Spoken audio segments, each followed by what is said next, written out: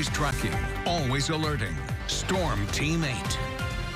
A pretty quiet start to our Sunday morning, especially compared to where we were yesterday. Temperatures, though, a lot cooler. We fell near or just below freezing a couple hours ago, sitting 17 degrees cooler in Grand Rapids, 18 degrees cooler in Granville, and 20 in Benton Harbor. So definitely a bit of a morning chill out there. The good news is, or a little bit of a silver lining, is that we do have mostly clear skies. And while that has made us kind of cool out there, it will make way for some sunshine as we head into our afternoon.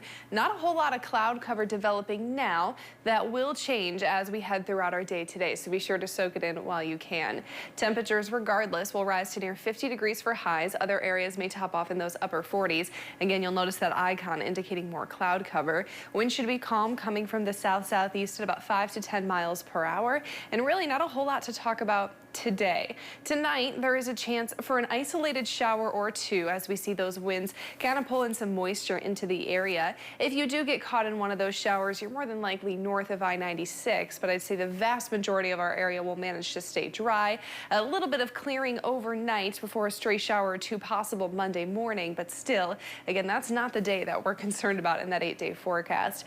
As mentioned, for the last few days, it's been indicated that we could have strong to severe storms once again on Tuesday, specifically Tuesday evening. As of early this morning, the area is now under at least that marginal risk, level 1 out of 5, but eerily similar to what we saw on Friday, our southwestern counties holding on to that slight risk, level 2 out of 5. And that's not it. We could even see these storms continue into Wednesday. Again, Wednesday would be day 4, so a little bit too far off to see those risks that I just showed you, but it is indicating that portions of eastern Michigan and maybe some of our counties as well could be in a 15% hatch. So we'll talk about that a little bit more as we get data into tomorrow. But I'll show you our future casts. There has been some changes. As mentioned, a few isolated showers very likely Monday night into Tuesday. Few showers likely on Tuesday afternoon as well, but what we're concerned about is that cold front catching up. And when it does just that overnight, it does look like we'll have some strong to severe storms in place, followed by widespread showers on Wednesday. A few strong storms could be possible on Wednesday, especially for the eastern portion of the state.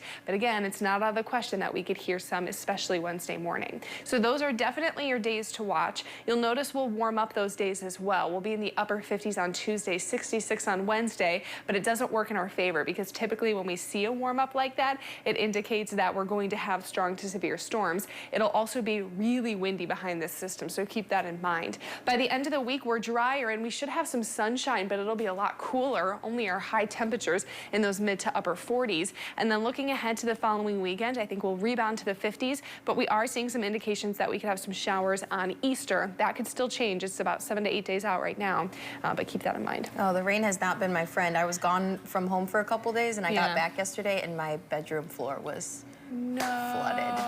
So that's what I dealt with last night. It wasn't too bad, which was good, but I did have to rip all the carpet up and all of that. So well, hopefully we can fix that before Tuesday. I know, and hopefully no one else is dealing with any of that either. I know there's a lot worse thing. Could be a lot worse. So.